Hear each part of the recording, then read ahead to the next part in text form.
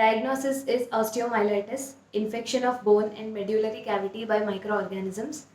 Let's decode the history, but before that, let's learn few things about osteomyelitis. What are we going to learn? Three things. First, age group affected. Second, route of infection, how the infection has managed to reach the bone. Third, acute versus chronic based on time duration. First, age group affected. Young children and elderly population, they are affected. Why? Because of relatively less immunity. Immunity कम है उनकी इसलिए. Second, route of infection. Most common is hematogenous. पूरी body में कहीं पे infection है, वहाँ पे बैक्टीरिया थ्राइव कर रहे हैं, वहाँ से बैक्टीरिया वाया ब्लड बोन तक पहुँच रहा है. सो ये सबसे कॉमन है हेमाटोजीनस रूट. अगर इसकी वजह से इन्फेक्शन हो रहा है तो इसको प्राइमरी ऑस्टियोमाइलाइटिस बोलेंगे.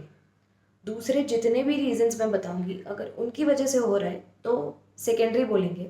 सिर्फ हेमाटोजीनस की वजह से अगर हो रहा है तो प्राइमरी ऑस्टियोमाइलाइटिस बोलेंगे. सो रूट ऑफ इन्फेक्शन में first is most common is hematogenous. Second, due to open fracture. Third, post surgical iatrogenic. Fourth, direct injury हुई है, पंचर वुंड्स, तो हो सकता है. Fifth is septic arthritis. अगर जॉइंट में इन्फेक्शन है, जॉइंट से इन्फेक्शन ट्रैवल करके बोन तक पहुंच रहा है, बोन या मेड्यूलरी कैविटी, बोन को अफेक्ट कर रहा है, तो हम बोलेंगे it is because of septic arthritis. Again ये जो चार मैंने लास्ट में चार जो बताए, open fracture, post surgical, direct और सेप्टिक आर्थराइटिस, ये चारों की वजह से अगर ऑस्टियोमाइलाइटिस हो रहा है तो इसको सेकेंडरी बोलेंगे. Third thing is whether it is acute और क्रोनिक. अक्यूट और क्रोनिक क्यों बोलते हैं हम लोग? सिंपली टाइम ड्यूरेशन के बेसिस पे बोल रहे हैं. अगर 2 हफ्ते के अंदर अंदर पेशेंट हमारे पास आ गया विद इन 2 वीक्स तो अक्यूट ऑस्टियोमाइलाइटिस बोलेंगे. After 4 weeks if he is coming then हम बोलेंगे क्रोनिक ऑस्टियोमाइलाइटिस. बहुत ही वेग क्लासिफिकेशन है. आगे हॉलमार्क्स आएंगे कि किस बेसिस पे कौन से हॉलमार्क्स होंगे तो हम तुरंत बोल सकते हैं कि भाई ये क्रोनिक है, तो वो आगे बताऊंगी मैं. Acute means less than 2 weeks, chronic means more than 4 weeks.